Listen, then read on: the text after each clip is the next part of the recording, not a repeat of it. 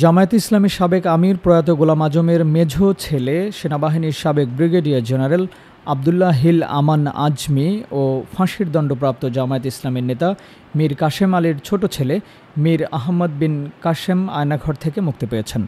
মঙ্গলবার সকালে জামায়াতে ইসলামীর ভেরিফাইড ফেসবুক পেজে এ তথ্য জানানো হয়। এর আগে গত 2016 সালে গুমের শিকার হন আবদুল্লাহ হিল আমান আজমি। আইনশৃঙ্খলা রক্ষাকারী বাহিনীর পরিচয়ে বাসা থেকে তুলে নিয়ে যাওয়া হয় তাকে। অপরদিকে একই বছর মানবতাবিরোধী অপরাধে ফাঁসির দণ্ডপ্রাপ্ত জামায়াতে ইসলামীর কারাবন্দী নেতা মীর কাশেম আলীর ছোট ছেলে মীর আহমদ বিন কাশেমকে আইনশৃঙ্খলা রক্ষাকারী বাহিনীর পরিচয়ে বাসা থেকে তুলে নিয়ে যাওয়া হয়। পরে অবশ্য তাকে আটকের কথা আইনশৃঙ্খলা রক্ষাকারী বাহিনী অস্বীকারও করে। Timeline desk, Dhaka.